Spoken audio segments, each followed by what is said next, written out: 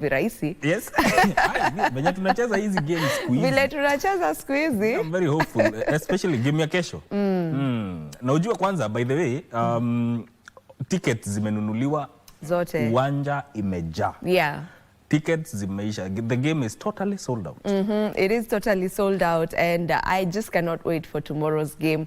We beat those ones, and then we beat the next ones, and then kidogo kidogo tumeingia World Cup. What if for the very first time? World Cup? It's possible. There's a possibility. There's a possibility. Yes, they will know our names the minute we get into that cup. Yes.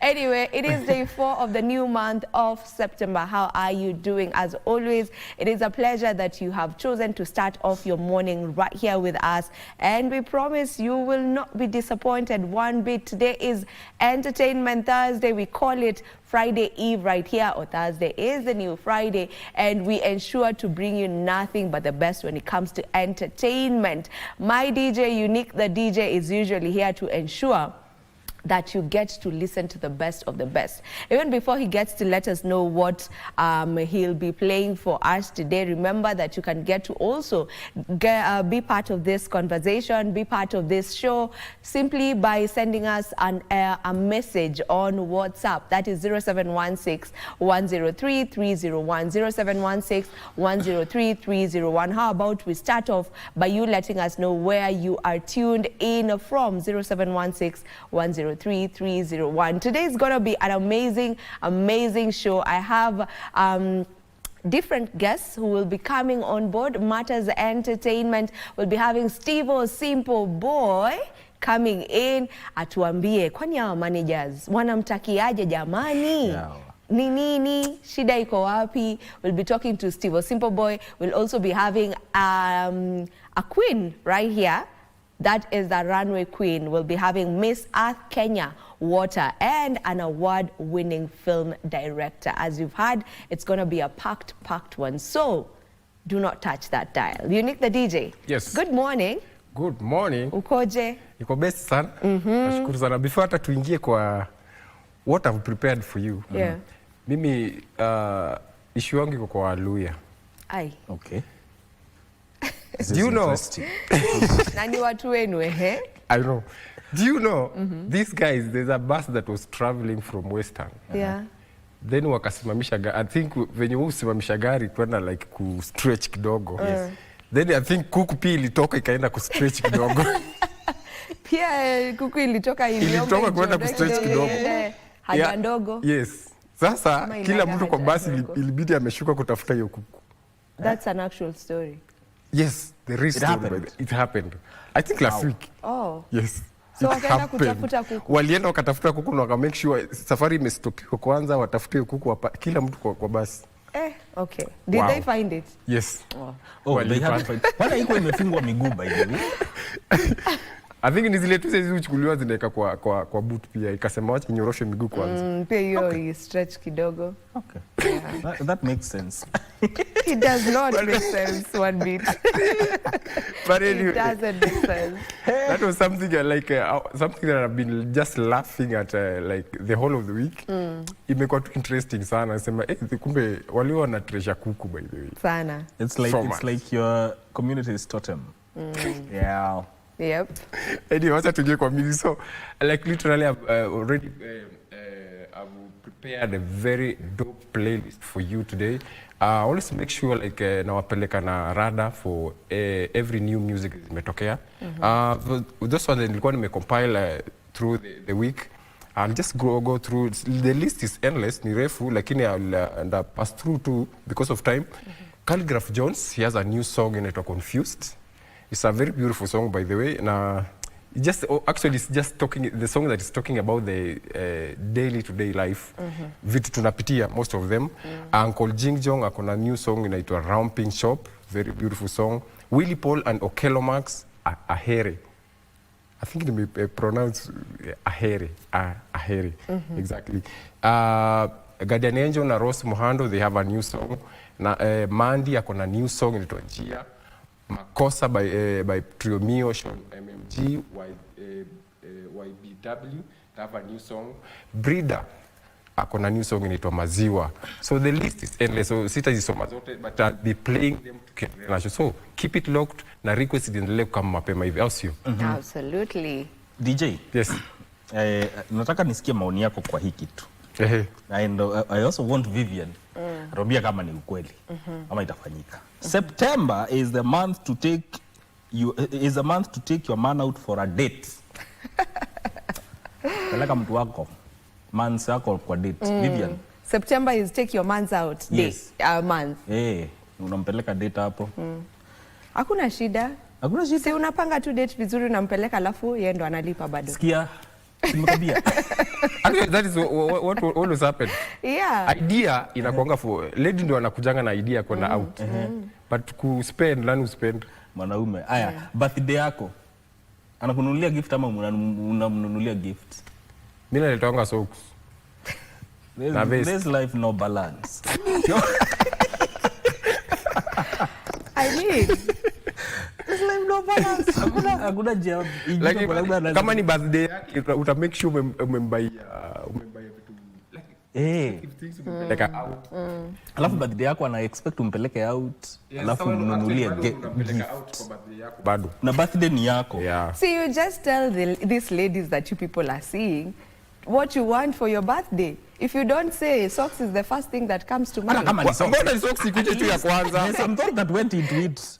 It's the thought Kwa that hizi vitu counts. zote mbona socks It inakuja ya is the kwanza? thought that counts. If you want something, just say it out loud. Why socks? Na vest. Kwanza zile za white. Hii tunaweza debate the whole day.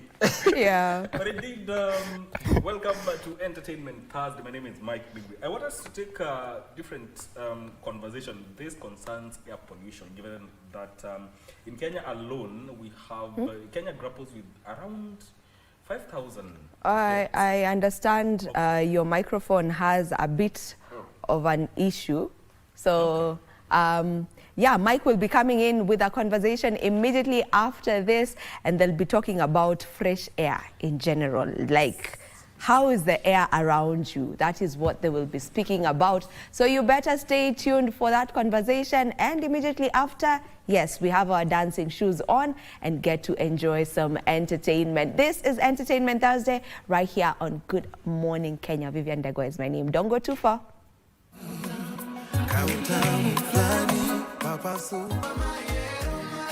There we have it, and we get to start off with our first interview of the day right here on Entertainment Thursday, and we will be talking to an acclaimed Kenyan film director. He has worked in the film industry for quite some time, and he has diverse knowledge matters the film industry, because he's gotten to work across different countries. He's worked in Kenya, he's worked in Nigeria, he's also worked in Germany. I am talking about the one and only Mark Maina.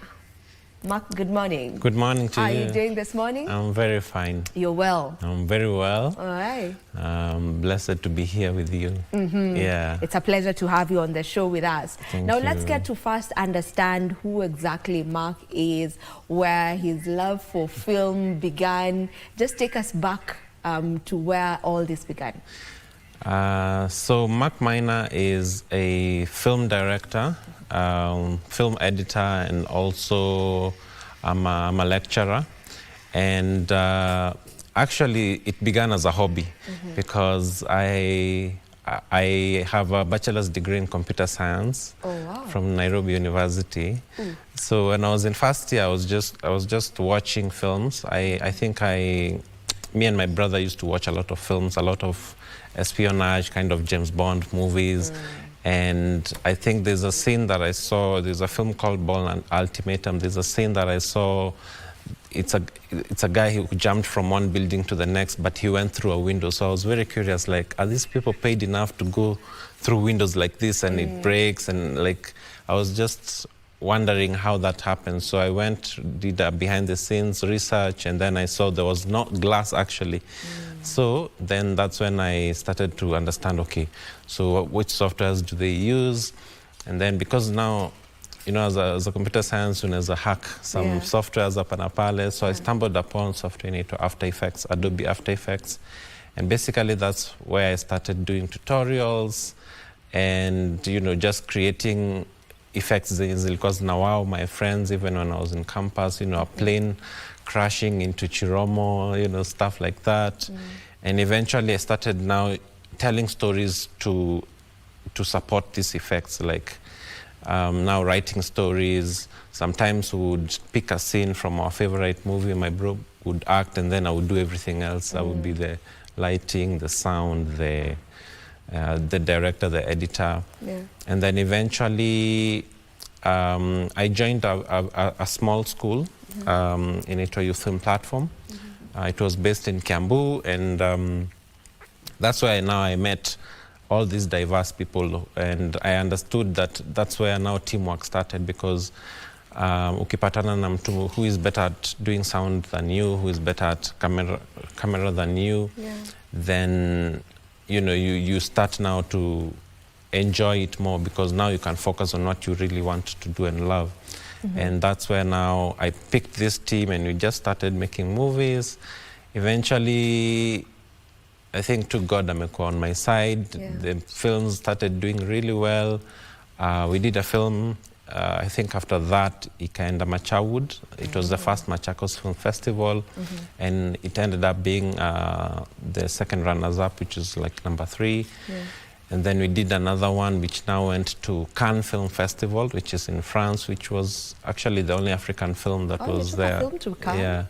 Yeah. That's It really was. nice. I was really humbled. I didn't believe it. Even my actors, my crew, they were all like, "What?" Yeah.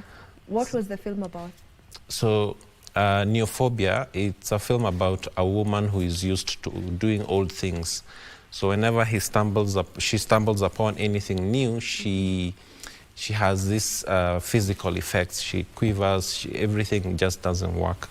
So she lives in the outskirts of town, and then she had this opportunity to now come to town, and she realized that, you know, as much as a lot of things are changing, her internal, like her heart is not changing. And eventually we realized that she's looking for new adventures, new activities, and it's a 17-minute film.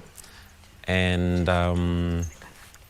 we actually did it with a very small crew over 6 days.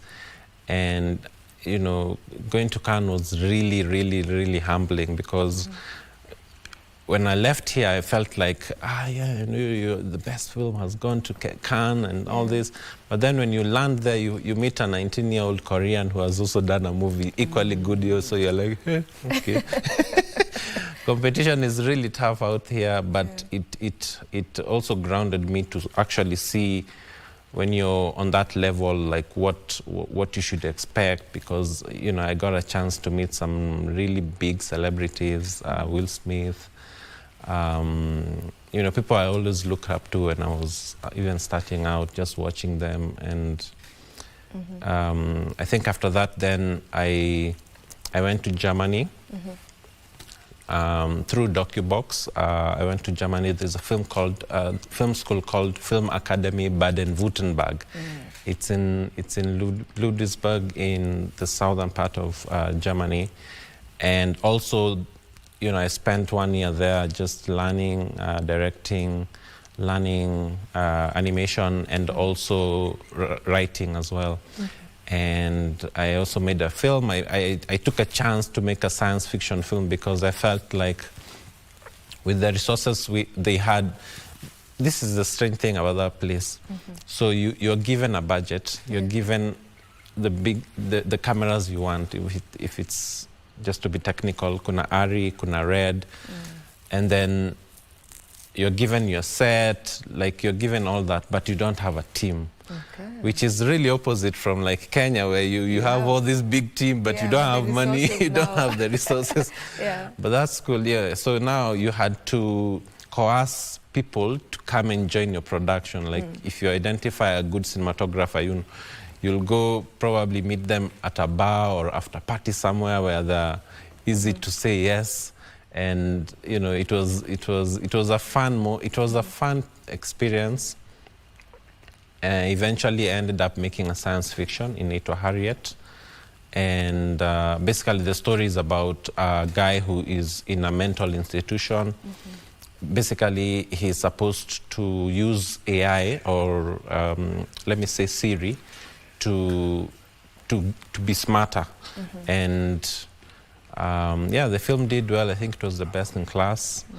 Wow. So after that, then, you know, I ended up now in Nigeria, where now I met the Ogas, thanks to my... I can see you're representing them quite well. Thanks to their fashion, I was always in love with their fashion, because I think they do a good job in terms of that. And so when I was in Nigeria, I was working for a company called Ebony Life.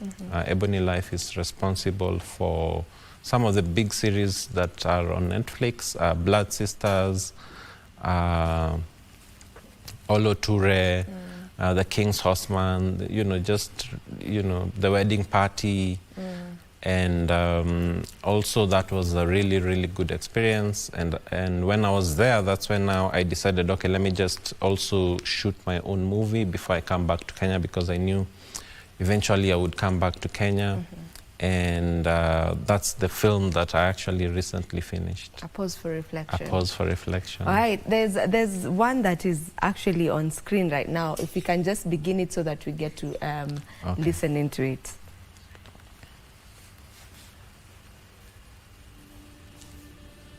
Scarlet, my dear Scarlet, my Harriet. In today's connected world, it can feel difficult to disengage. Construction of Silas Care Center, a special center geared towards improving those who have low IQ, is currently underway. Silas Care Center won the award for Best Institution that helps people deal with the increased growth of technology. Whether due to increased awareness or a growing problem remains unclear, but concern around social isolation is on the rise globally. It's bad enough that the government is using facial recognition systems to target those who have succeeded in track their The movements. center has been a positive meme in the society. Technological illiteracy is not an option.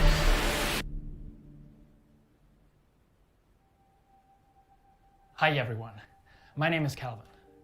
I'm discussing something I don't like speaking publicly about, but I'm hoping if this video even helps one person out there, then it will be worth it.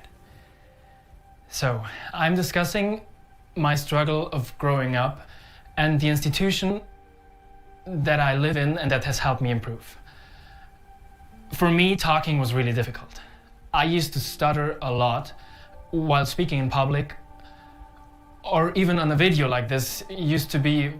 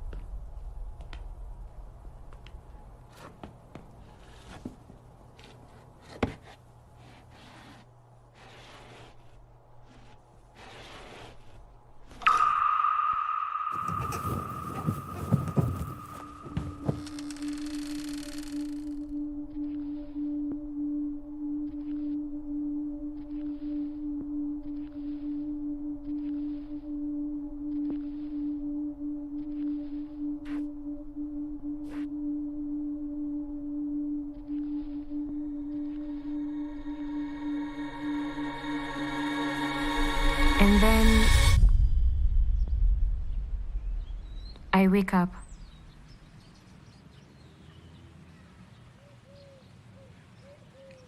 Always the same?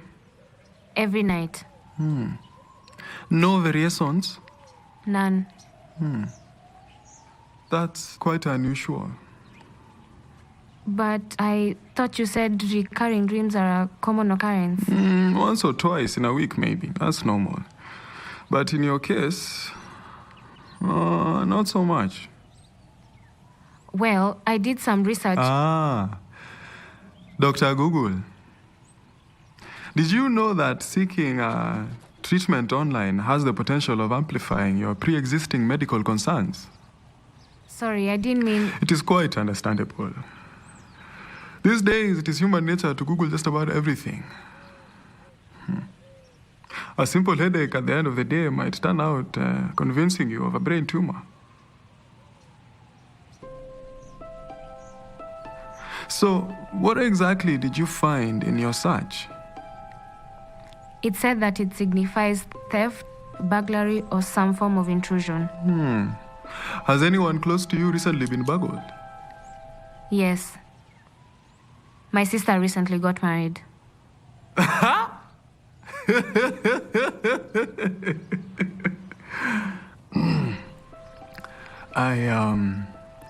I took it you meant it as a joke, your sister's heart being burgled. Anyways, please continue. It was during her wedding night, and a considerable amount of her wedding gifts was stolen. That's when the dream began. Have you always dreaded something like this would happen to you as well? In terms of marriage and commitment, no. I've always been very regimented. How so?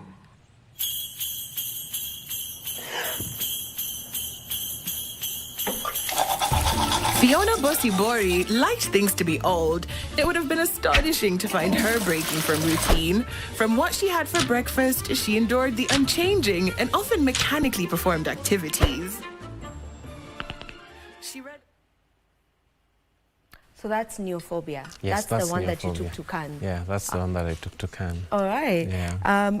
Let's talk about the new one now, because we have the newest release, that is A Pause for Reflection. Yes. You did it in Nigeria? Yes. Tell me more about it. So when I was during my last months in Nigeria, I wanted to make my own film actually, and that's why I gathered a few people who I knew, and then I wrote this story, and I shot it, and I knew that it would need a bit of animation later. Yeah. So I knew all the post-production was to happen now in Kenya. Mm-hmm. And we shot in a town called Abeokuta, which is one of my favorite towns that I visited there because of how, you know, it has people living under very big rocks. As in, it had a lot of cultural authenticity, and yeah, the story basically is about it's like a mosaic of three interrelated characters. A man who is estranged from his son, alimfukuza when he was young. He got a little girl pregnant, and then akamfukuza. Now he's being called by the police to come and identify the body because the son has just been involved in a car accident. And then there's a woman in the park who watches her kid fall on a bike, but she doesn't help. So she keeps saying, try again, try again. So people in the park are wondering, okay, mbona asaidi mtoto wake? And then there's a woman still who is debating whether to have a kid or not, whether to fall into the societal pressures that, you know, it's a stage of life that you have to pass through. So she's deciding whether it's the best thing for her or not. And these three characters they meet once in the movie. And it's a 15-minute film. And eventually we also did a blend with animation. That took long because I think we started doing it before AI came in. Oh, really? Yeah, so yeah, we had to do the old school way. Oh. And I think it's a movie that, from what I'm getting from people, it will do well, hopefully. And yeah, let's see how more people respond to it. All right. On that note, we take a break and then we'll come back to continue with this conversation. Okay.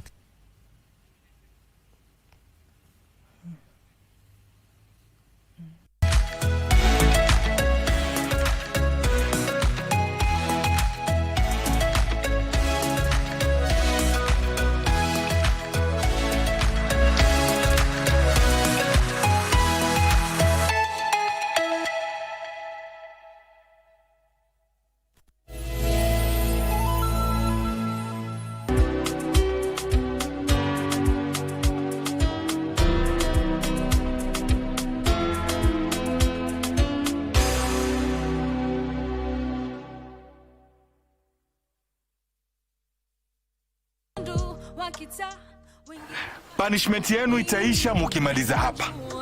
Na shamba ya Elijah ilimwe. Ndio chief. Yes, baba. Nimeona. Nataka kujua budangu wako wapi. Hapa ndio mwisho wa job yangu. Follow me. Mwenye alimvamia alikuwa na nia kumuua. Laita wanje. Mom, dawa zako ziko wapi? Dawa zimeisha. Siko sawa. They say the earth without art would just be get it? We circumnavigate the globe and traverse the local scene to bring you art and culture at their very best. From fine art, culinary art, performing arts, and even cultural events, you name it, and we have got you covered. My name is Kevin Kasioki, and I will be serving you this and much, much more each and every Friday at 8 p.m. only on KBC Channel 1.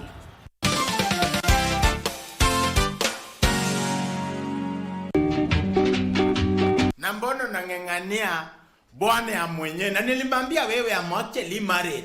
So what to 5 breathing wives. Kazi ya ujasusi ni kazi ambayo inakutambulisha ujue ule mtu mahali yako na vile ako mpaka jina. Can you tell this honorable court what is the name of that person? Because your honor, money has been poured. Mbona sijakutoa ngozi niuse na pia inatengeneza bags. Mheshimiwa kweli. Sasa mimi unaniuliza si wewe ndio unauliza. Kwani mimi ni mnyama mheshimiwa? Between me and you. Wewe ulipewa ngapi ndio nimalize? I can double or triple. Wewe sikiza, hatuko hapa mambo. Tena uoni haya mbele ya koti unataka hata siwe naongea na wewe. Na wewe pia mimi ndio naamrisha hii koti.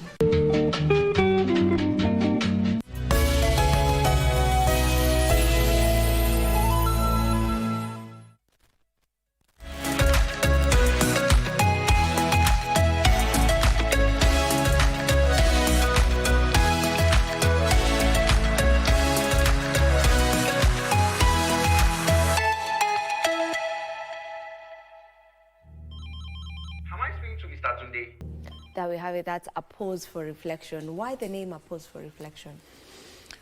Because you will pause for reflection when the movie ends. No, but I think it's because... an actual reason. It was Come on. You can't play me like that. Okay, yeah. No, but it's because it makes you think deeply. So if I just take you back to the genesis of this story, where it stemmed from, Mo Abudu had her birthday. This is the Ebony Life CEO. So one of the attires that she required people to wear was a Chinese-looking kind of attire. So I was like, in my closet, I don't have any Chinese clothes. So me and my colleagues decided to go to China Square and look for something that looks Chinese. So when I was now going to the boutiques, I saw a really nice shoe. It was glittery, it looked nice. So I looked around, there's nobody in the shop. So I was like, okay, you see the way when you go to a shop, you're like, okay, who's selling here? Yeah.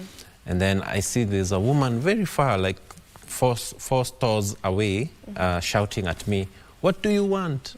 And I'm like, okay, I can't shout back over all these people and these stores. So I just point at the store, like I'm interested in something. And then she's like, what? And then I just keep pointing. And then she comes very slowly, very nonchalant. And I'm like, she has made money if she's not interested to sell. So eventually she comes, she asks me, okay, what do you want, sir? And then I'm like, I'm interested in the shoe, how much is it? And then she gives me a very high price, like, and you know, when you're living in a different country, always there's this tendency we have, you could translate the bill, convert, like, so how much is that? Then I find out it's like 6K Kenyan shillings. I'm like, okay, maybe I can try go lower or something. And then eventually we bargain, eventually inafika place, ajashuka sana. So I'm like, okay, let me go and revisit my budget, I'll come back later. And then she's like, okay, you're not going anywhere. You go buy this shoe. So I'm like, okay, how are you going to force me to buy the shoe? I don't have the money. Yeah. And then she eventually notices or picks up my accent, and then she's like, you're not from here, Abi? And then I'm like, yeah, I'm not from here, I'm from Kenya. Oh, good, sir, okay. So how much you want to pay for this? And then eventually she was more hospitable, you know, and eventually we came to an agreement. And she started telling me all these things about that her son has just impregnated a little girl, and, you know, and she's trying to battle all this through her head because the son doesn't have work. She's also hustling small. So eventually I realized that how quickly we can judge people without really understanding where they're coming from. You know, you walk into a bank, you see someone shouting, and then, you know, you'll eventually say, okay, this is just a person with anger issues, but maybe there's something boiling down. And it brought me to the attention that, you know, we should also take time to understand people. And in the story, we have this woman who is watching her kid fall while riding the bike, and she doesn't help. And spoilers, we eventually learned that there's a reason to why she was not helping, because she knew she didn't have so much time. She was sick. She knew she didn't have so much time on earth, so she was trying to make her strong, to live without her. Exactly. All right. Yeah. Okay, I get you, and hence the name A Pause for Reflection. It does make sense. Now, as we wind up with the conversation, why are you more inclined to doing short films and features? You've told me you also do features. So why are you inclined to doing those more than just the longer films? So I actually think that it's harder to do a short film because you have so much little time to tell a story. That's true. And I usually feel it's challenging when you don't have, let's say, the opportunities to keep doing features, because features require so much. It requires a big crew, maybe a bigger budget. I always delve into the shorter ones because it keeps you sharp, it keeps you thinking, and then you can also try to innovate, you know, try to do new things. And then eventually, when you now have the opportunity to make longer films, then at least you've been driving the car. You are not just starting from a wheelchair, So that's why I usually try as much as possible to keep doing these shots. And also they expose you, because shots, I feel like, also travel a lot, because if you're able to do like 15-minute shots. I remember when I was in Cannes, I met this famous director called Barry Jenkins. He won an Oscar for Moonlight. And when I was just talking, we actually met in a hot dog stand. It was so weird because at the time, I remember I know this person, but I'm not too sure from where. Then eventually, when we started talking, he was like, I've made 20 short films before I made this feature that has gone on, won an Oscar. So, you know, he encouraged me to keep improving my craft, keep building those small skills. And if you see this film, we've tried to blend animation with live action, and I've not seen a lot of films do that. So that's why, you know, it helps you reinvent your skills and yourself as well. All right, so you're honing your skills bit by bit. Yes. All right. Yes. Thank you so very much for joining us for this conversation. Thank you for the work that you're doing. For those who are watching and would love to get to watch some of these short films and the features, where do they find them? So on YouTube, it's M Green Entertainment. M Green Entertainment, on also all our socials, M Green Entertainment. You'll find us on Instagram, Facebook, TikTok, Twitter, LinkedIn, all of them. All right. So it's all over. Yes. Okay. Yeah. This is where we end this particular conversation. Don't go too far. Entertainment Thursday will get to continue, but as at now, Mike Migwe is coming up next. Indeed, this is Entertainment Thursday, and that is how we do it. Before we get back to the dancing aspect of the show, let's talk a little bit about a breath of fresh air. Yes, because clean air is all we need in this country. And also on Sunday, which is the 7th of September, is International Day of Clean Air for blue skies. That is what the conversation will be centering on. And in studio, I'm joined by Japhas Opondo, who is the Executive Director, Environmental Compliance Institute. Welcome to Good Morning Kenya. Thank you. And also Jacob Omondi, Muungano wa Wanavijiji, representing community members who are vulnerable to air pollution. Thank you very much. Thank you very much. You know, Kenya deals with a lot of issues to do with air pollution, and this also translates to health issues. It also translates to premature deaths. And we are looking at the data. I was looking at an article that was saying more than 26,000 Kenyans die every year due to household air pollution, according to a new presentation by the Clean Air Africa Global Health Research Group. That is dealing with household air pollution. We have not even touched air pollution from the transport sector because of using fossil fuels. Why do you think, if I may start with you, why do you think this is alarming? I mean, it's indeed alarming because, you know, if you're talking about, you know, the statistics of deaths, number of deaths, you know, when you talk about it in the abstract by just mentioning the number 26,000, yes, it doesn't really make sense. But when you tie that down to, you know, families that have lost loved ones, the impact that is having, for example, on families where some of these people are basically, you know, breadwinners or, you know, supporting their families in other ways, what that impact means for the community, because the 26,000, it doesn't discriminate whether you're an engineer, whether you are, you know, a pastoralist, whether you are a doctor. All of us are affected. And therefore, the human resource that we lose as a result of air pollution-related deaths then means the economy is also losing a lot. Right. So you have to look at it from a holistic point of view. Exactly. Because it's impacting on economy and even the workforce, actually. Exactly. Yeah. And also, there are cases of millions of Kenyans dealing with asthma, and this is attributed to matters to do with air pollution. Why do you think we should address this issue of air pollution now?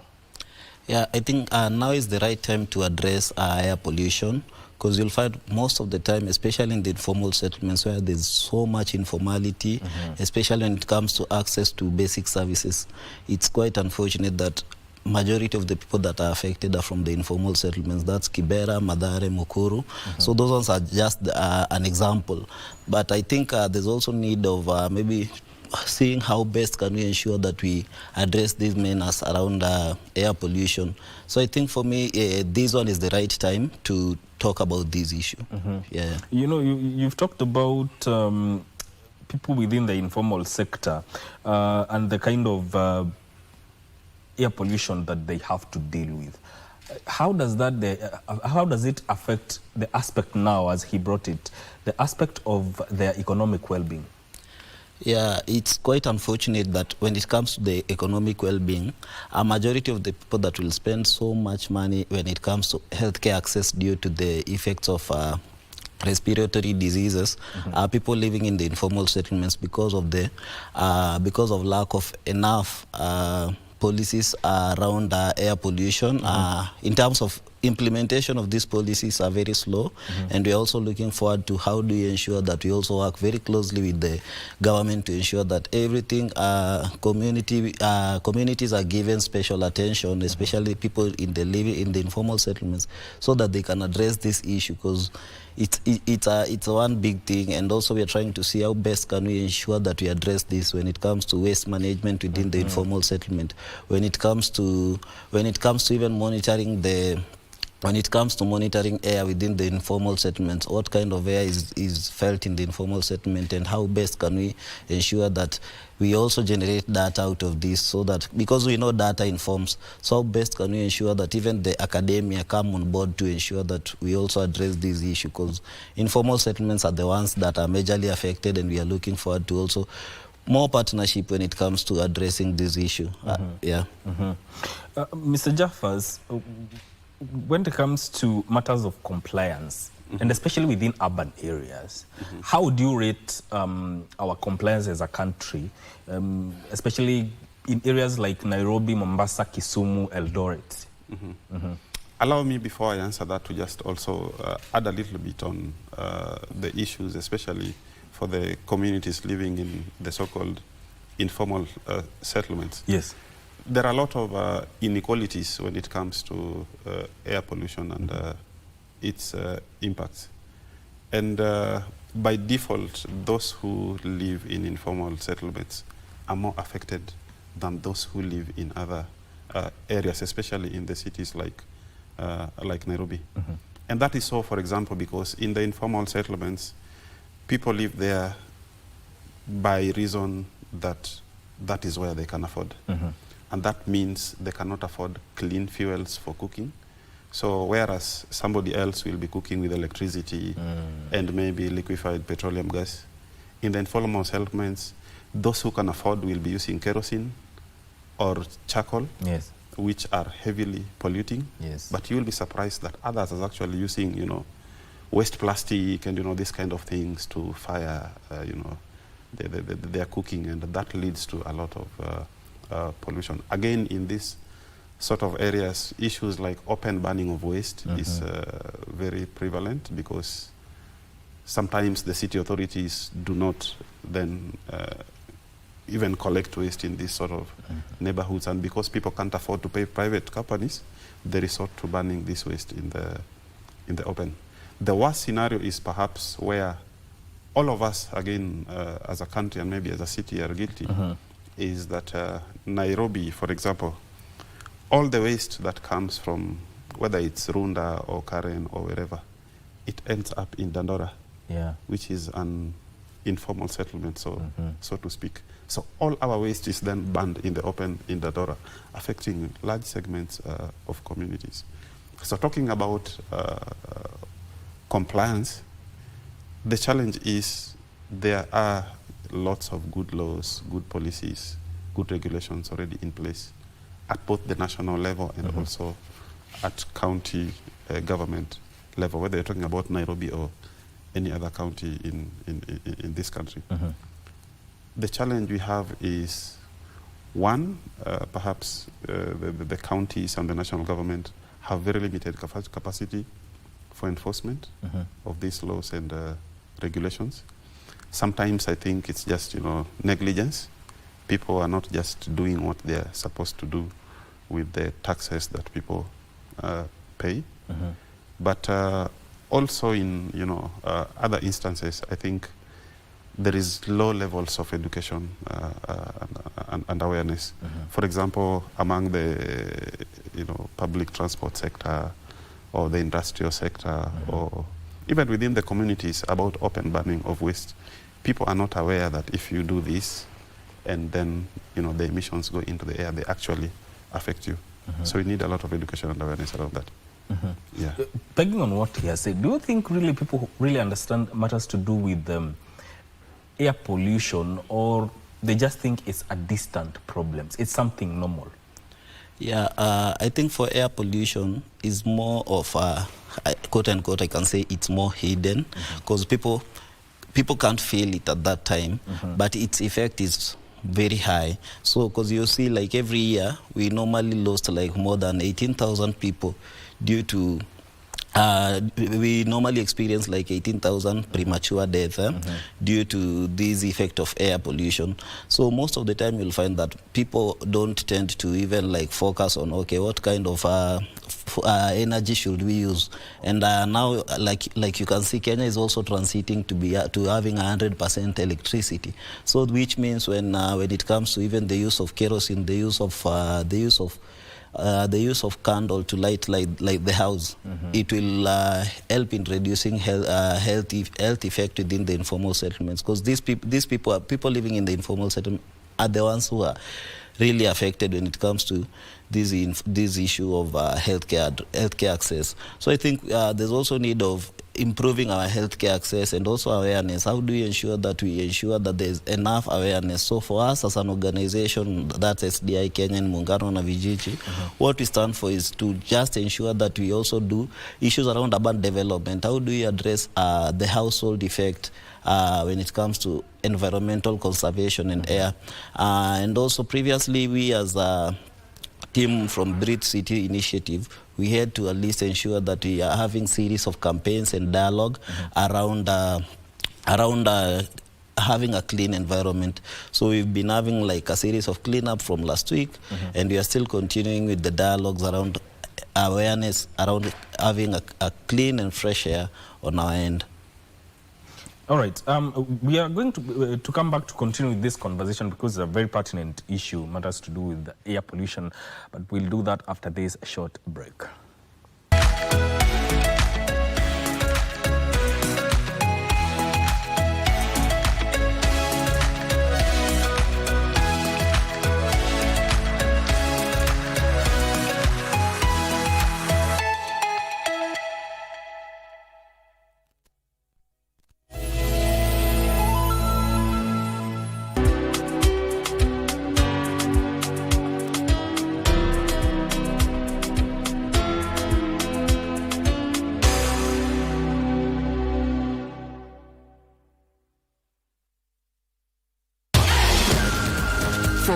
Unforgettable month, football brought us together, and KBC was right at the heart of the action. Kenya lead!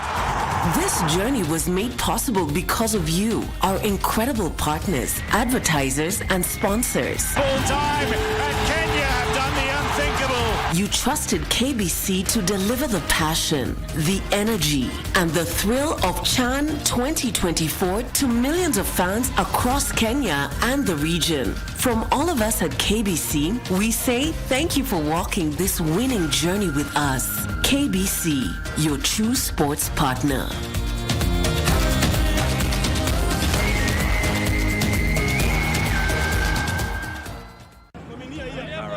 Composing himself, short runner. Oh, and there's a brilliant save from Ochieno.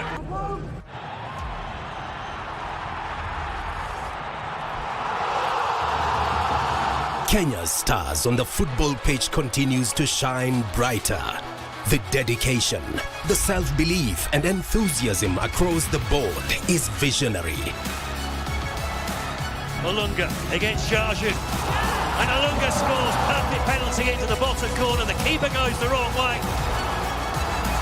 And Kenya are right back in this now. Join us for the FIFA World Cup 2026 African qualifiers. March Day 7, Group F, Kenya versus Gambia on Friday 5th September 2025 at 4 p.m. from Moi International Sports Center, Kasarani. Live and exclusive on KBC Channel 1. Your true sports partner.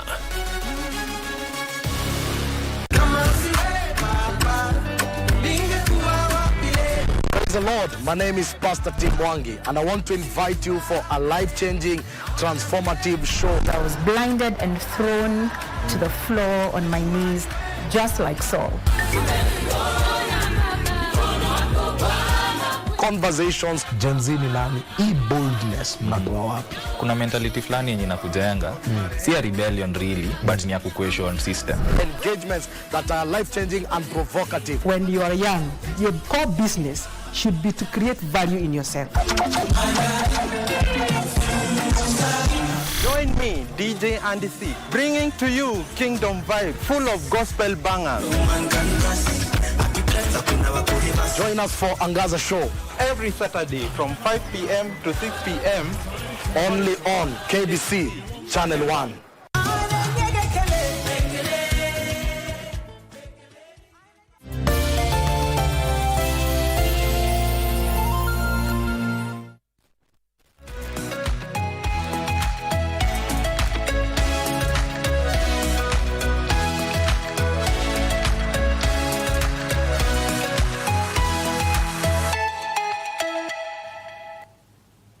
We We are talking about a breath of fresh air. So it matters to do with air pollution, given that the kind of numbers that the country has to grapple with in terms of deaths and also millions suffering from various respiratory diseases, all emanating from air pollution. And now, Jaffas, you know, we have laws, we have policies in place to regulate clean air, to bring the level of air pollution down. But when it comes to implementation, why do you think we fall short around that area? I seriously think it's just, you know, either misplaced priorities or, you know, air pollution not just having, you know, the right place in terms of both national and county level priorities. If you look at, for example, nationally, at the national government level, where we have the National Environment Management Authority, there is a unit in charge of air quality management. In my own assessment, I think the unit is heavily understaffed and not able to cover the breadth and length of the Republic of Kenya. If you look at the counties as well, a few like Nairobi, you know, are really trying to do a lot of work over the past, you know, 3-4 years, putting in policies, air quality laws for Nairobi, air quality regulations and action plans. But that needs to be, you know, coupled with enforcement. So there is a bit of, you know, lack of capacity for enforcement, but also for the regulated community. Yes. If you're an industry, if you're a waste generator, waste management company, or you're a matatu operator, we do not know what is expected of us to comply. Meaning relevant authorities need to go out to the communities and tell them, in order to comply with the waste management policies, laws, regulations, this is what we expect you to do. If you do not know, you can't comply. So people need to know to be able to comply. And those then who cannot comply willfully, then enforcement action needs to be taken. But again, a lot of work is still needed, especially at the counties. If you look at the 4th schedule of the Constitution, air quality management is a shared function between the national government and the county governments. Yes. Currently, I think just less than 5 counties out of 47 have some policies and laws related to air quality management. So most counties still need to put in place these sort of policies. Yeah. Jacob, who do you think should champion these efforts to ensure that at least the level of air pollution comes down as at now? Yeah, I think for the planning process, I think it's very important that it's a collective effort. We can't say air pollution, mitigation. It's a one of a thing activity. It's so one of the things that we are doing as Breathe Cities Initiative. Yes. We are working with the county government of Nairobi, the Clean Air Fund, the Air OQ, and other organizations like Muungano na Vijiji and SDI Kenya, to at least ensure that we also do mitigation around climate adaptation. So what we do is that we are training young people on how best they can address climate change, especially when it comes to bringing a circular economy on board.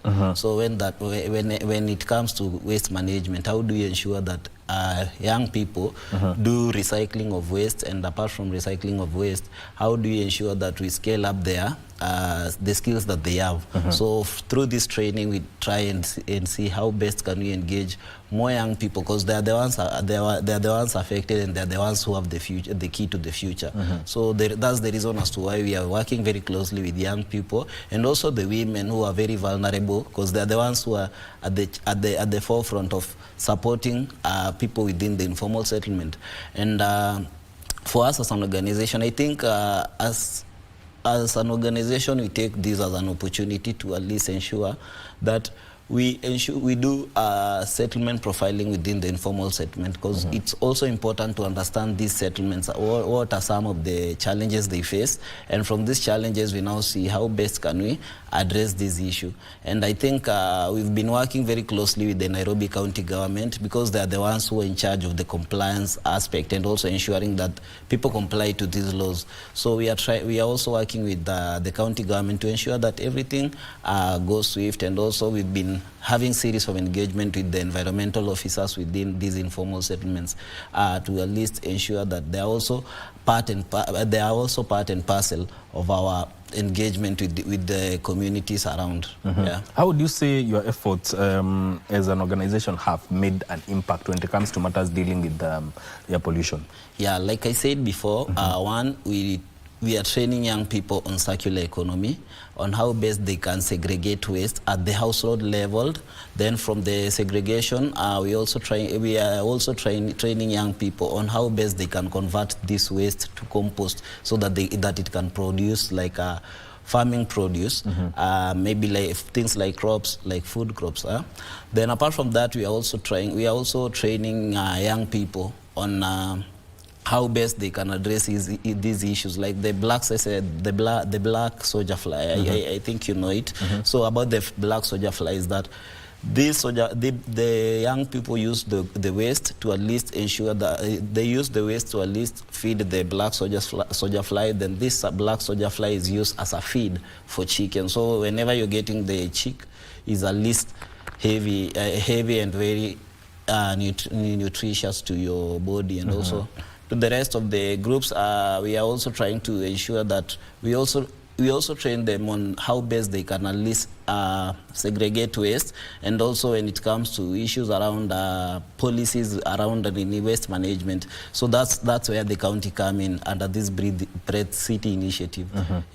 So there is an economic opportunity within what you are doing. Yes, because we are seeing this as an opportunity for young people to earn an income, because we just don't want young people to, okay, you just collect waste, then take it, then go back home, because we also want to address the social issues that are affecting people within the informal settlement. Things like crime, things like early pregnancy, things like HIV and AIDS prevalence within. We are also trying to see how best can we ensure that we generate money out of these initiatives. So if you see these initiatives are practical. If you go to Mukuru, you'll find these projects of the black soldier fly. If you go to Madari, you'll still find the same projects that are still ongoing. And I am very happy to see young people like they are coming up to address this issue from where they understand, the way they understand. Because for us, we believe that when it comes to the planning process, it's important for people to be part and center of the planning. The people that are affected to be part and parcel of the planning process that is ongoing. So that's the reason as to why we are seeing this one as an opportunity to make young people more resilient to these effects. Yes. Yeah. Jaffas, transport system within Kenya and even in Africa has been one of the contributors to air pollution. If you look at a city like Nairobi, and now that there is this aspect of electric vehicles, would that reform be one of the ways that we can reduce air pollution within the city? And how do you see the uptick of electric mobility coming along? Thanks, Mike. So, yes, indeed, electric mobility is one of the many ways of tackling air pollution at Nairobi city level, nationally, if you may.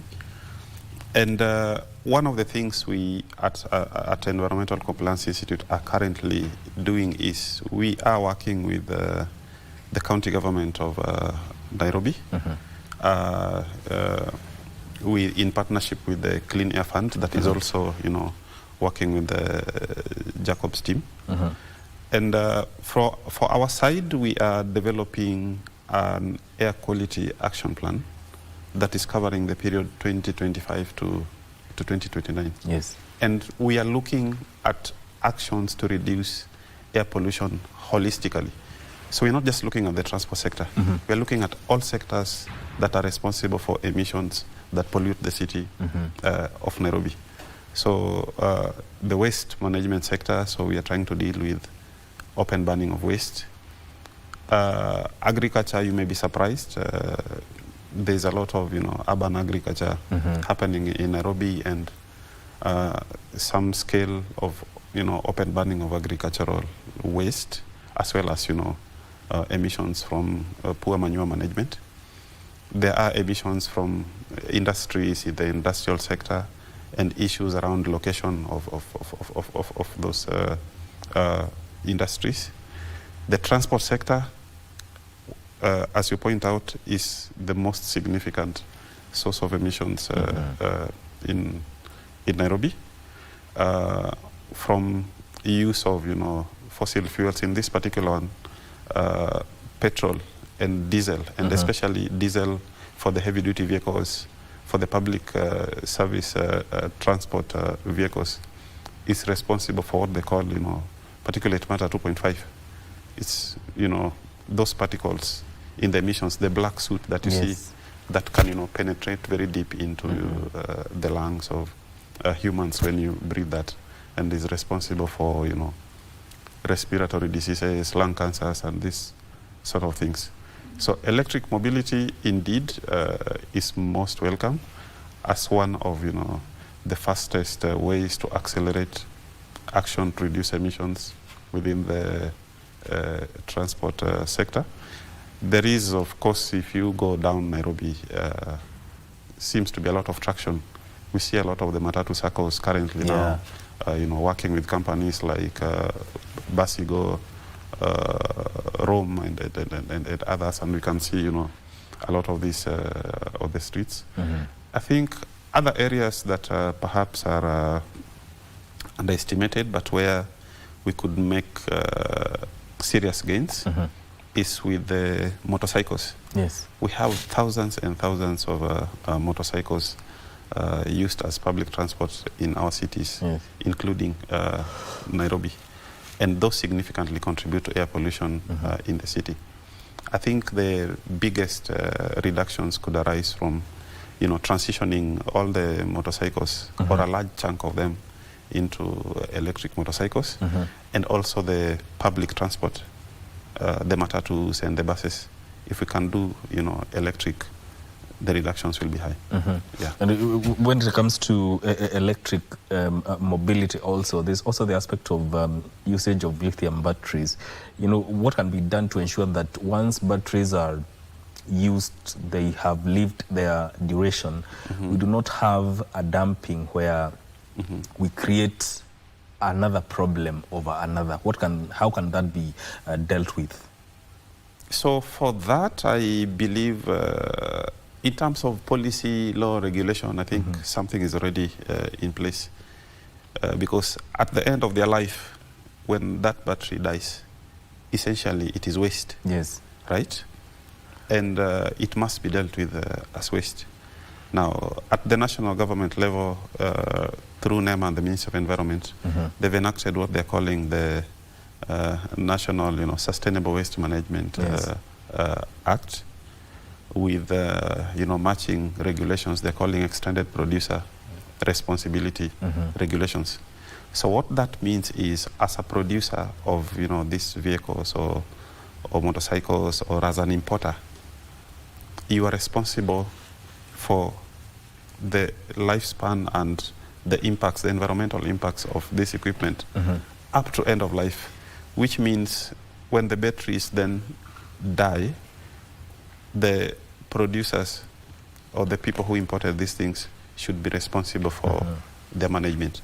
So that has just come into place, like I think a year ago. Yes. The expectation is there will be proper, implementation and enforcement frameworks for that. Again, as we said earlier, we have these very good policies and laws in place. It will be, absurd if 5-10 years from now, we now start suffering from, dumping of, all these dead batteries and all that, and the impact that they can have on on environment. Yeah. You know, Jacob, this issue of air pollution and dealing with it has to start from somewhere. And as you said, it has to start with someone. So how can people, especially within Nairobi and other urban areas, start playing a role in ensuring that they reduce air pollution from wherever they are living or working? Okay, so first of all, I'll start with what we've been doing. So from what we've been doing, we've been having like monitoring of the quality of air that is being experienced within this informal settlement. That is Mathare, Kibera, and Mukuru. So we've installed 50 monitors, air monitor in different areas. Then apart from 19 in different schools, so that we can also see what kind of air does our children breathe back while we take them back to school. And so from what you've said, I think the best way to talk about this, I think, is one, we need to also push more on awareness on air quality. Then apart from that, we also need to ensure that we at least generate green jobs. Yeah, because green jobs will be very important, and for bread cities we are looking at having like 30% transitioning by 2030. We are looking at how best can we ensure that the air emission is below 30%. So we are trying to see how best can we address this. Then on my end, I think it's also important to also push for more audit, and also trying to do data, because we say data inform action, and for our side we normally do a series of data collection to at least understand the context of what air pollution means and how best can we address this air pollution. And we've been doing a series of data to just understand the kind of environment you are living, and also when it comes to climate change mitigation, how best can we address climate change. And I think there's also need for the implementation of the Paris Agreement, because the Paris Agreement is stating they are foreseeing like having a 30% reduction of emission by 2035. So how best can we address these? How best can we implement the Paris Agreement on our side? Yeah, so I think it's a collective effort for everyone to at least address this issue. Yes. Jeff, as we close, talk about event on Sunday, the International Day of Clean Air for Blue Skies. Yeah, so the International Day of Clean Air for Blue Skies is basically, a day that is set aside globally and dedicated to basically call people, communities, nations, cities to action to reduce air pollution and therefore reduce incidences of sicknesses, save lives, and also protect the environment and the climate.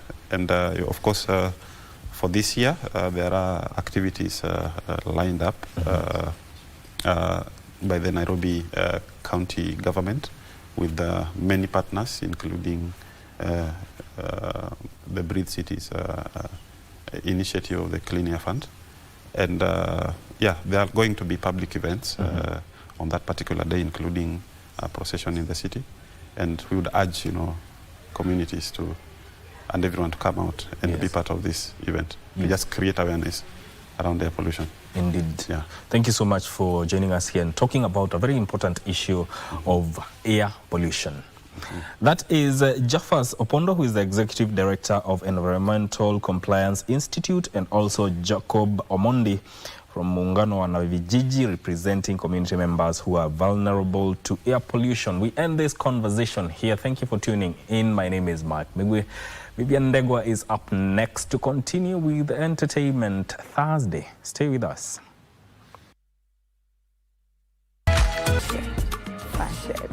Yes, and there we have it. That's a song by Chimano himself. The song is called Fashion, and it is the proper song to get us into this interview that we are getting into right now. We are talking to a beauty queen, and she's come looking amazing, looking beautiful, looking ravishing with her crown on. The crown is really just sparkling. Karibu to Chome Macho.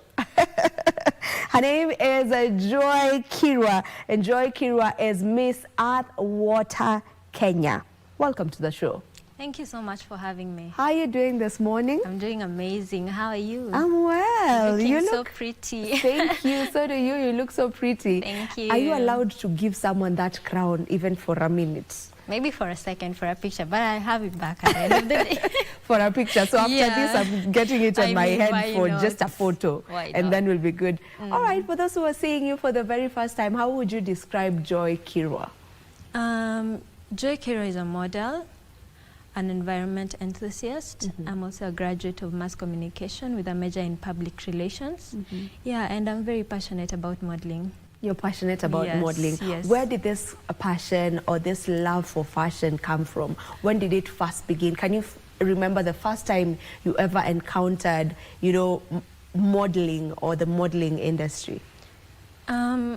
Fashion and modeling has always been in me ever since I was young. I remember during those Christmas times going to buy Christmas outfits. My mom used to have a really hard time because I always wanted heels for my Christmas, you know. I always wanted heels, and surprisingly I was the only one in my family who wanted to wear heels, you know. Yeah, she always had to cope with that, and you know, that is where it all began. Yeah, it just began when I was young, and as much as I didn't really get into it immediately, I got into my first pageant when I was in campus.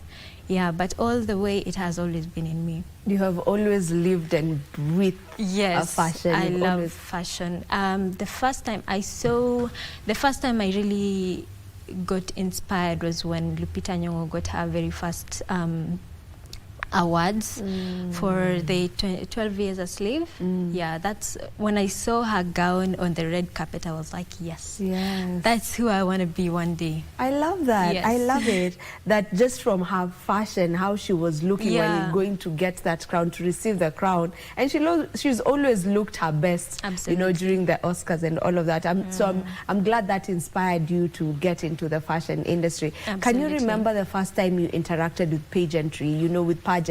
Not you being part of it, because you mentioned you started when you were in campus, but you just maybe watching Miss Universe, watching Miss Kenya, watching Miss World, or any other pageant? I might not remember the exact pageant I have interacted with, but going back into my younger days, you know, when my dad used to bring newspapers, because, you know, back in time we used to have newspapers as means of the most important way of communicating and interacting with news. Yes. So when he brings the newspapers, I would go straight into the lifestyle and fashion, you know, section. He would be like, no, you need to know what is going on in terms of politics and all. And I'm like, no, I need to inform myself first in terms of, you know, fashion and lifestyle. So I think, you know, there's a section where there's a lot of pictures, red carpets. I'm sure one of the Miss Universe or Miss World was in, you know, one of those pages. That's when I got to interact with those, you know, photos. Because back in time we didn't have TV in my home, so I didn't really watch most of those. I just used to find them in the newspapers. On the newspapers. Yes. I love it. I love that. So how many pageants have you participated in so far? I have participated in 3 pageants so far. Yeah, my very first pageant was Mr. and Miss Climate Kenya, where I got to be the climate change ambassador for Uasin Gishu County. That's my hometown. Nice. Yes.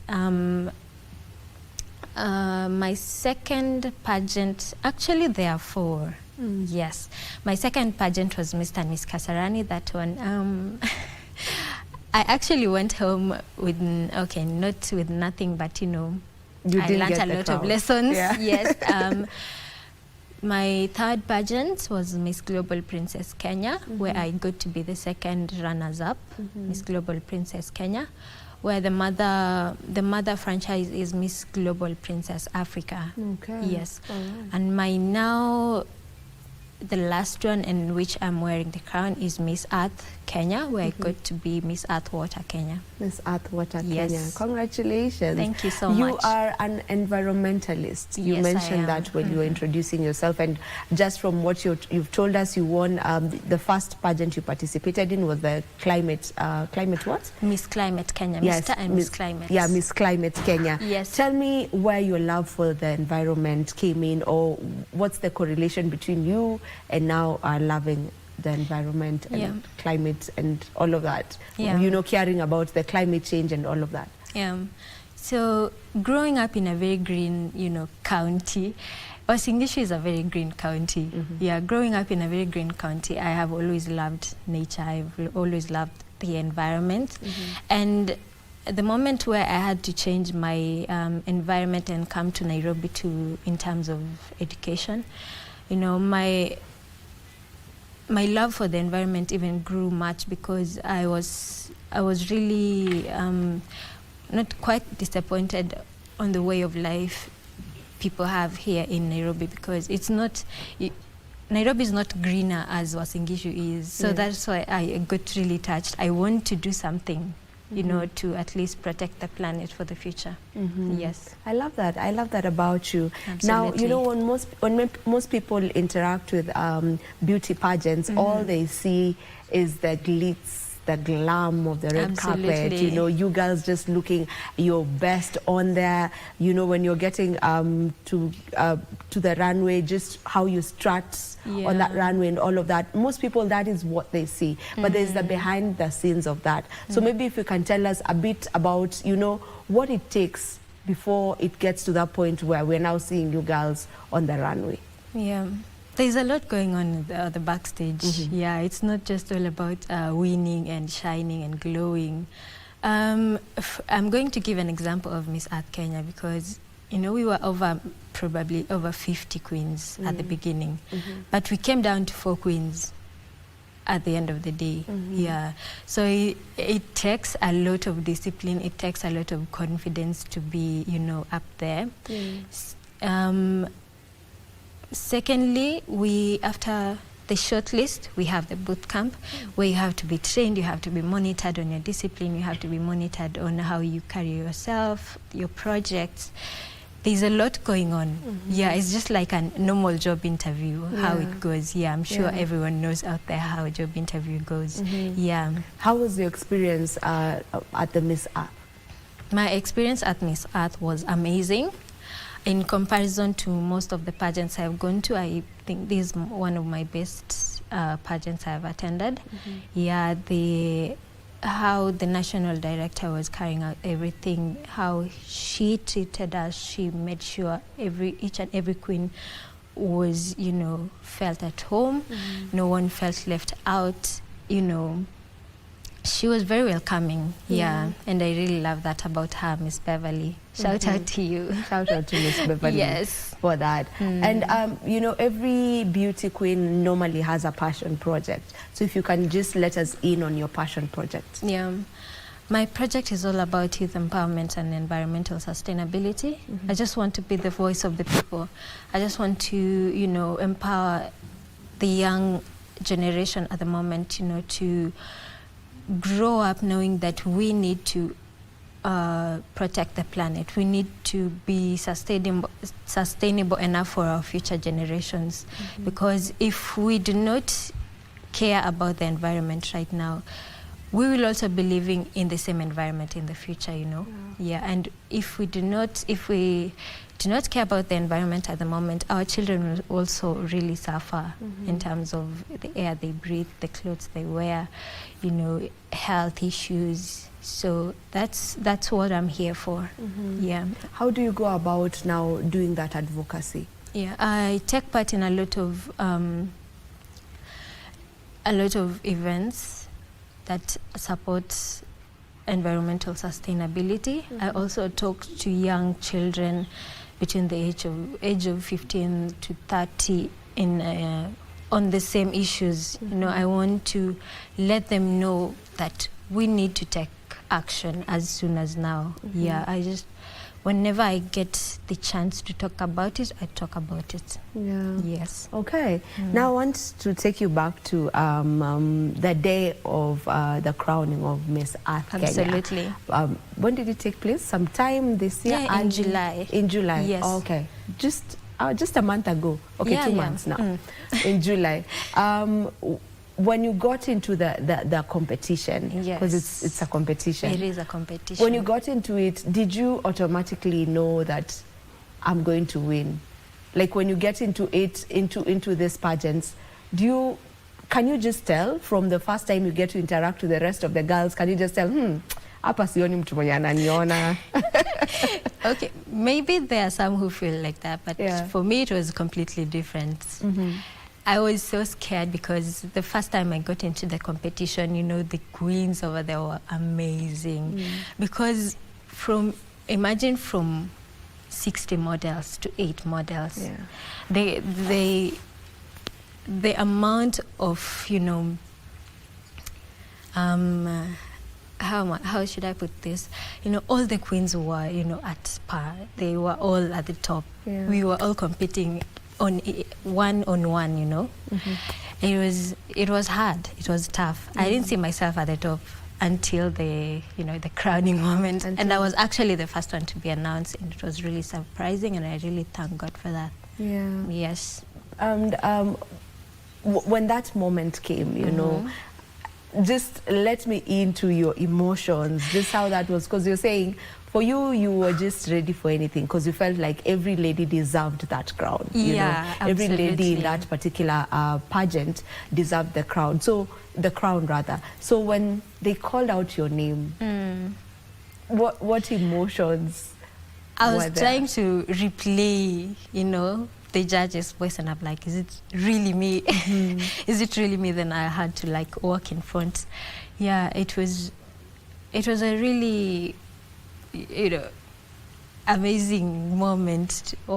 Everything just came back in time, and I just remembered how much I was trembling back in stage, remembering how maybe I tripped on the runway, remembering maybe did you trip? I didn't really trip, but you know, there's some mistake that just give you anxiety, and you're like, oh no, I didn't do this. I didn't maybe turn the way I was supposed to. I didn't walk the way I was supposed to. I didn't go to the end of the runway. Yeah, just those kinds of things. Maybe I personally noticed them, but maybe the crowd didn't notice. Maybe even the judges didn't notice. Maybe they saw the best part of me, but I was busy. We are sometimes so hard on ourselves. Absolutely. I get you on that 100%. I was busy picking the worst parts of what I did. Neglecting, you know, the best parts of, you know, my journey. Yeah, but it was amazing. For a young girl who's watching right now and they just are fascinated by that crown on your head, you know, because I know, because when you're younger and you see such things, they just fascinate you. You feel happy about it. And if the young girl who's watching is in line with the modeling industry, would love to get into pageantry and, you know, walk the runway and all of that, what would you say it takes for one to become a good or an exceptional model? One thing is that you want to be true to yourself. No matter how young you are, you want to be true to yourself. You want to be authentic. Find the right path, find what you want exactly, and then just walk the path. Find a mentor. One thing you need to have is a mentor. Find a mentor who can walk you through, you know, your journey. Finding the right mentor is very important in someone's journey. But all I have to say is, you need to know what you want and walk the path. It never goes wrong. It'll never go wrong. And just stay on course. And stay on course. Stay on course. And be confident. Discipline is the most important thing. Yes. I love that you brought about the discipline part and the confidence part. Because I can imagine for a model, for you to become a model, even the fact that you are there, like walking the runway while everyone else is just looking at you. Yeah. Like you truly need that confidence. Like absolutely, it has to come with a job. It has to come with a job, because I can only imagine sometimes what goes through your mind while you're walking that runway. Maybe you're thinking about, oh, what if I trip? What if this dress, you know, gets to get a malfunction, or everything surrounding that? So I bet confidence is really something that should be top of the list. Yeah, absolutely. I mean, it's all about, as much as confidence is important, it's all about what you tell yourself. Yeah. What you tell yourself portrays in the outside. Yeah. So telling yourself that it's okay to fail, it's okay to trip on that runway, it's okay to you know, to not do the right thing, it's always okay. Yeah, but all you have to do at the end of the day is focus on what was positive on the journey. Yes. What does discipline look like in this field? You know, does it mean you watch what you eat? Because I mean, you look so lean, you look nice. Yeah. So what does that discipline, you know, look like? Yeah. A discipline is all about just taking care of yourself. Yani, be aware of how you behave yourself in front of people, you know, how you carry yourself. Discipline is not about watching what you eat, because, you know, the industry, we are not biased about, you know, weight and all that. The modeling industry, especially in Kenya, is very welcoming to, you know, all types of people. Yes. So discipline is all about just being aware of yourself in, you know, public places, even in private places, being aware of what you do, because what you do in private always portrays in public. Yes.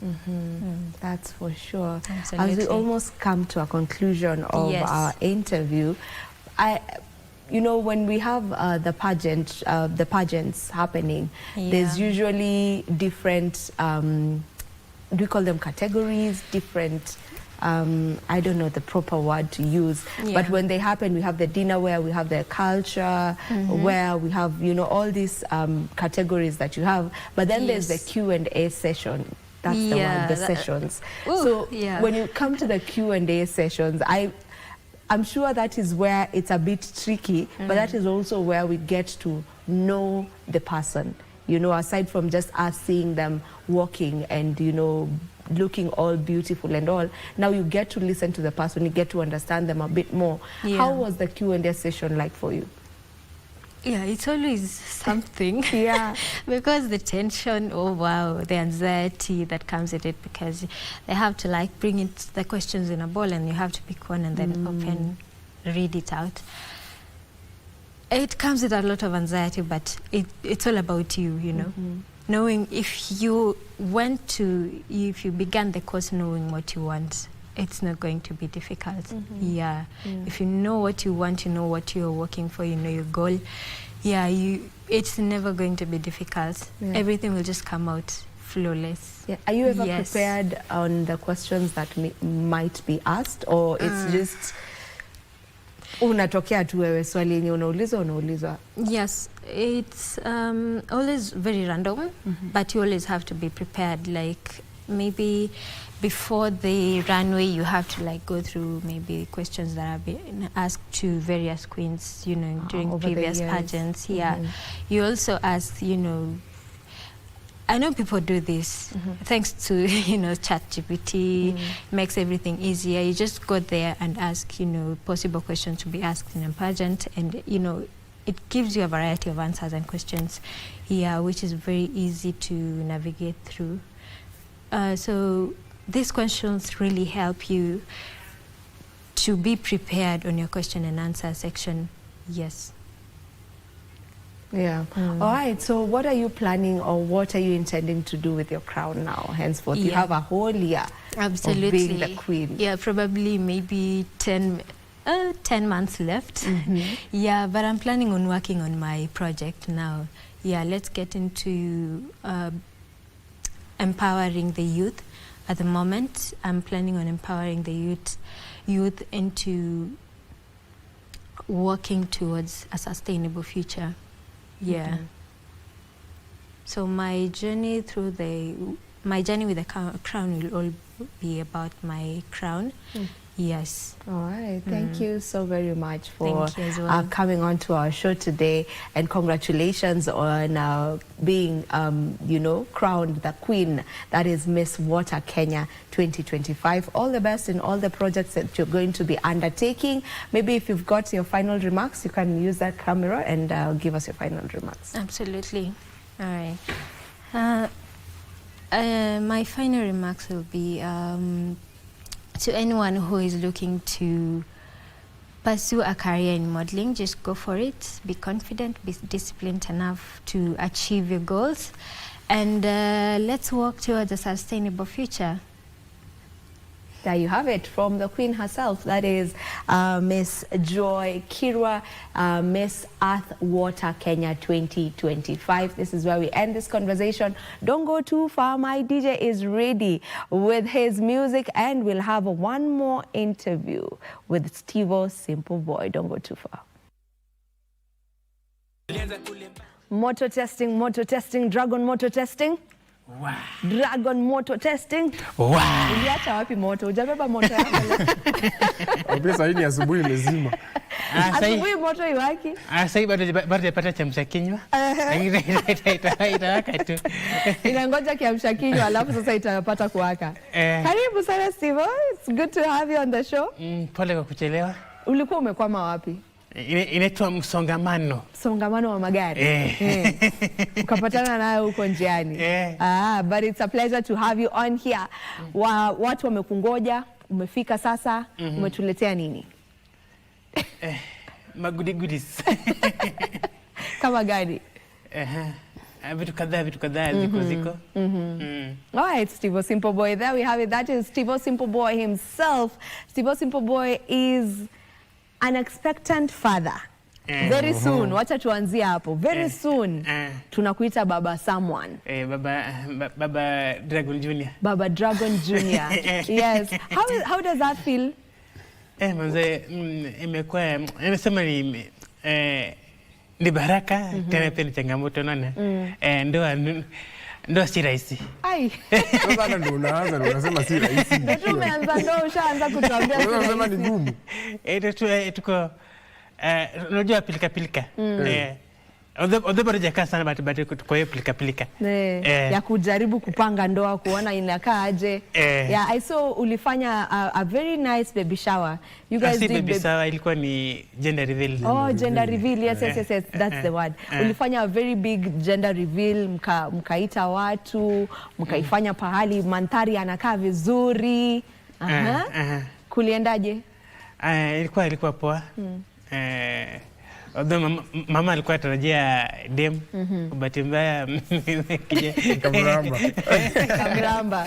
Yeah, you wanted a baby boy. Mimi nilikuwa tunasema wote mwenye atakuja. Sikujua kama ni boy anakuja. Yeah. Lakini sasa you're expecting a baby boy. A junior simple boy. All right, that's a very good. Congratulations. Na umekuja na mama ni vile hayuko hapa hivi na sisi, so congratulations to the both of you. Sasa Stevo, acha tuingie kwa muziki. Just from someone looking at your YouTube, mtu ana realize uko na consistency sana. Despite changamoto ambazo umekuwa nazo, manake tunazijua pia na tutazizungumzia. Changamoto nayo umepata nyingi sana. Lakini you've tried as much as you can to be consistent.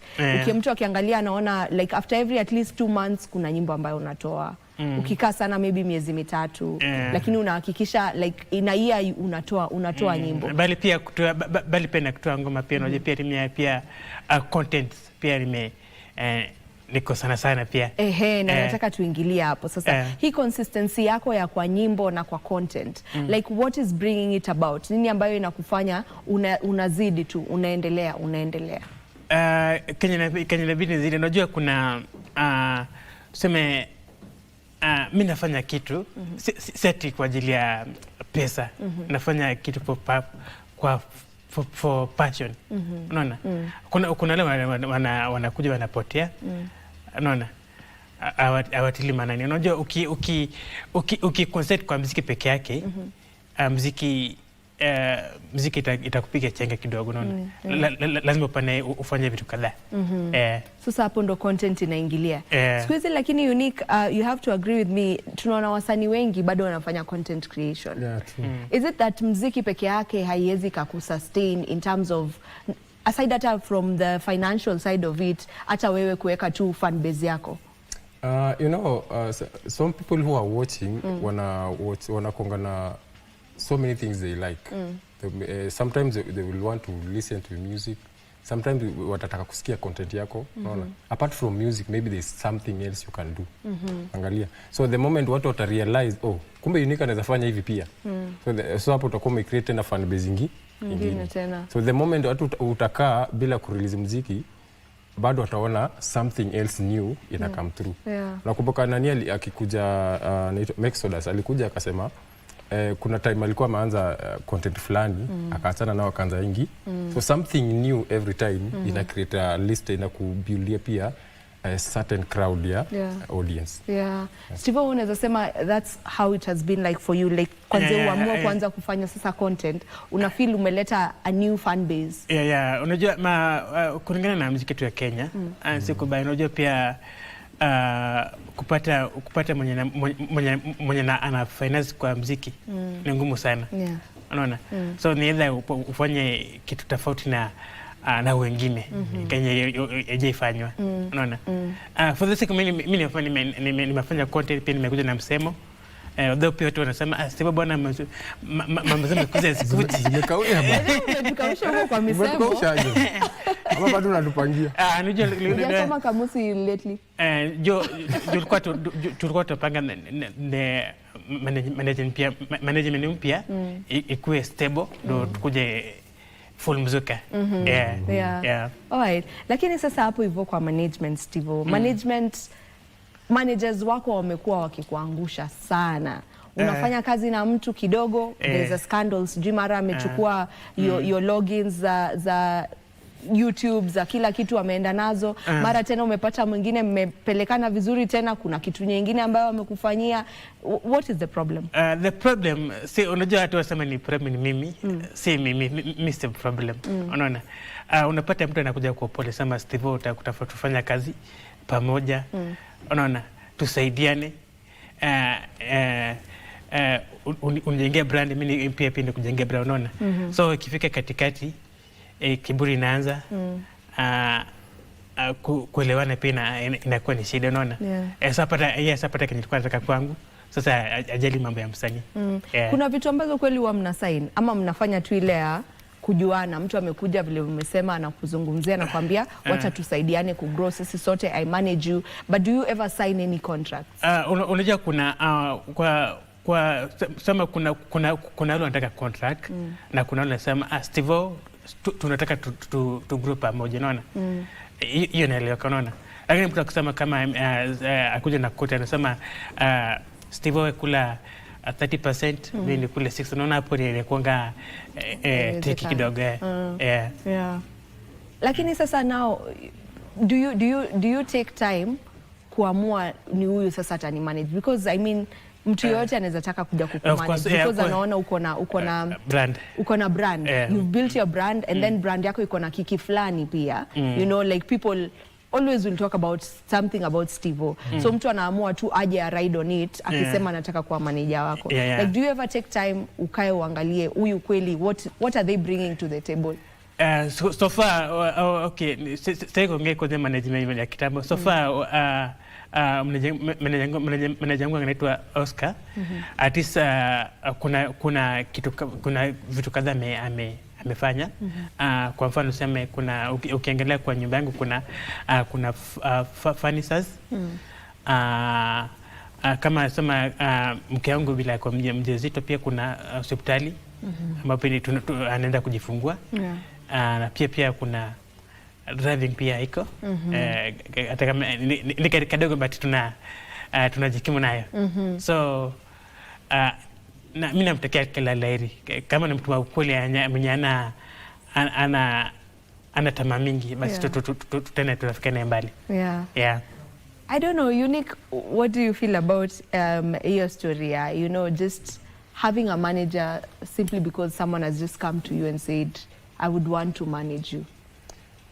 You know, according to me, like unajua like mtu akikuja kuambia nataka kumanage, first of all inafaa understand yeye kwanza yeye mwenyewe anataka kugain nini from like partnership, because it's a partnership. Of course, mtu akikuja kuambia like nataka ni kumanage, ameona there's something, and most people wasaizi watakuambia nataka kumanage because I want something from you. The moment you will get that thing, hutamuona tena. So the mi wambianga wase, most of the artists mi umit nao wambianga wewe mwenyewe tafuta manager. Wacha manager asikutafute. Like ni wewe mwenyewe ndo, ni kama wewe ndo job. Unaandika mse. Akuje ya kufanyia job. But by the end of the day, kama the month or by the end of the week, wewe ndo unamlipa. Si yeye anakulipa. Unajua most managers inakuanga like manager ndo analipa msanii. Badala ya msanii kulipa manager. So hapo ndo watu make the biggest mistake. Unapatanga like manager amebaki na kila kitu ya msanii. Msanii ana control ya anything. Alafu pia kitu kingine pia kusema kama kuna deal imekuja. Kuna wale manager awambii msanii pindi pesa ngapi imetoka. Unaona? Yaani nyamazia. So hiyo deal inafaa ikuje kwa msanii kwanza agree ambie ni aje mmetoa pesa ngapi? Pesa fulani sawa. Kama agree pesa haya pangana na manager. So at the end of the day kila kitu msanii ashajua. Ni nini pesa ngapi inatoka? So hata ukielewana na manager hapo kila kitu iko sawa, yeye anajua everything. Lakini for now wewe manager umeingia pale, umeenda pale kama broker. Unachukua unasema baby umeagree pesa fulani, unakuja unaambia msanii pesa fulani. Sasa ndio inaleta changamoto. So saa hizi Stevo, do you have access to your YouTube, to your social media handles? Niko nazo. Uko nazo, wewe uko na password zako na login zako. Usifanye hiyo makosa tena. Hata kama yes you're saying the new manager you have is a good manager. Hata limwambia my new manager hii sasa iko ni manager wa mwisho. Ukikosea wa Kenya. Ukikosea umekosea wa Kenya. Which is actually really true. Nimeona wa Kenya wengine wakisema wapatiwe namba za previous managers wawasalimie. Kwa sababu wanacheza Stevo sana. Stevo ameteseka hii town na management. Tukimaliza historia ya management, I've seen a couple of people also suggesting you have your wife as your manager. Of course, unajua okay. Wife anaweza kuwa manager lakini kuna vitu kadhaa hawezi jua. Unaona? Kwa mfano kama kuna negotiate deal. Hawezi ni si pesa ngapi imetoka na ngapi unaona? So wife achakwe kwa nyumba. Si to deal tuna manager. Sasa kuna role yenye maybe wife anacheza kwa management. Okay, wife kama ulikuwa unafuatilia content zangu za hivi karibuni, tulikuwa tunafanya naye sana. Unaona? Wife Kenya nataka ni maendeleo ya nyumba na vitu kadhaa. Nimeona by the way, speaking of the content, you are doing content with her now. Naona content nyingi mnafanya pamoja. It's a good thing, right? You know? It's a good thing. It's a good thing. So is it kwa sababu ya hakuwa mtu wa social media, you know, hakuwa mtu wako kwa limelight. Sasa vile amekuja kwa maisha yako, imempata tu lazima awe kwenye limelight. So is this something that yeye mwenyewe yuko in agreement of, does she love, you know, being part of this? Of course, okay. Mimi nilikuwa nimemficha, si kutaka nimeweke kwa mtandao. Ila tu ilibidi nimeweke kwa mtandao, kuna kesi kadhaa ilikuwa imesemekana. So nikamwambia wacha nimeweke kwa mtandao ili Wakenya wamjue. All right. Let's get back to your music, Stevo. There's the latest song you released was around 3 months ago. Thank you. Tuzungumzie thank you. Okay, thank you. Kwanza kuna vitu viwili. Thank you ukiangalia ukisikiza ngoma sana ni story yangu. Mali nimetoka na mali nimefika. Pia nimeshukuru wa Kenya kwa kunishikilia tangu miadarati mpaka sasa hivi. Unaona? Si jambo rahisi kwa game miaka 5. It's 5 years now. Yeah. Na hizo changamoto zote lakini bado niko strong. Yeah. What would you say keeps you going? Nini ambacho kinafanya unapata tu bado kuamka kesho yake na unasema naendelea tu na hii, naendelea na hii? Jambo la kwanza ni Mungu kwa upande wangu. Alafu mafans pia wako upande wangu. Nikitulia kidogo sasa, Stevo bono tufanye ngoma, bono ufanye content. Unaona? So ni kumaanisha bado watu wako na upendo na mimi. Yeah. Right, there's another song ambayo ulifanya ambayo ni party hivi. Inaitwa Sherehe. You know? So let's talk a bit about Sherehe. What brought about the song Sherehe?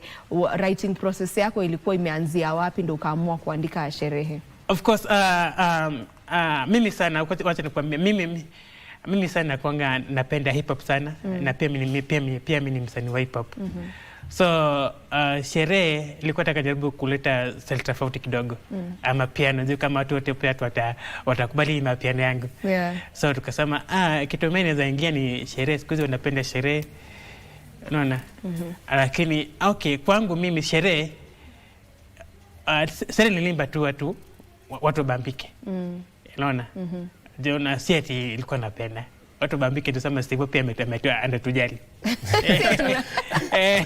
Sio kupenda kwako kuimbia Sherehe kwa sababu ulisema watu waache miadarati. Na Sherehe na miadarati hapa kwa hapa, sako na kabako.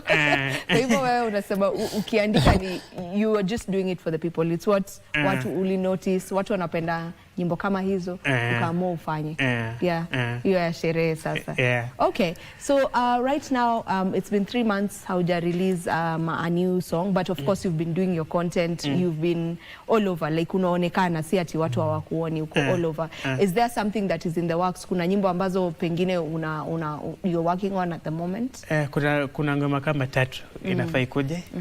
Kuna remix ya miadarati iko njiani. Alafu pia kuna ngine pia nimeambia Dragoness inakam. So watu watulie, kuna vitu moto inakuja. Okay, so ziko mahali tu umeziweka kando zinangoja kutoka. Alright. Collaborations kwa hizo, kati ya hizo kuna ambazo ziko na collabs? Kuna 2 za collab. Ambazo utatuambia saa hizi. Saki ni leak. Alright, we need to finish with the interview. Kwa wale ambao sasa wanakuwatch hapa na maybe sijui nani anaweza kuwa hajui Stevo Simple Boy, lakini wakitaka kupata your music, where do they find you? And also for those who didn't know that you're now doing content, pia wanazipata wapi? Kwa YouTube ya muziki unaenda pale kwa Stevo Simple Boy 8. Content unaenda pale kwa Simple Boy Creatives, utapata zama contents. TikTok pia utapata ma contents pale Stevo Simple Boy Official. Instagram Stevo Simple Boy 8. Okay. Ongelesha watu wako your final remarks, kama kuna kitu ambayo ulikuwa unataka kuelezea. Mfans, mimi nawashukuru, tuendelee na moyo huyo na tutafika mbali. So vitu kadhaa zinakuja. Stay tuned. Alright. Manaki. Alright, there you have it from Stevo Simple Boy. My director anauliza Pampers wanatuma wapi? Pampers utampata huko kwa inbox umtumie. Sometimes kununua Pampers na mtoto hajakuja. Hajawangoje kwanza. Sisi wanajipanga mapema. Zinakuja tu unaziweka. Sasa kwa Pampers tutaongea na jide unique. Mtoto akikuja utasema. Haya, Pampers yako Okinyi weka kando kidogo, atakwambia ni lini. This is where we end this conversation. Thank you so much to each and every one of you who has been tuned in from the moment we started the show until this point in time. We appreciate each and every one of you, and as is the usual, my DJ ensures that he gives you nothing but good music, and that's what he has done today. I'm sure you have enjoyed all the guests we've had. Leo, make sure you follow them as we are all about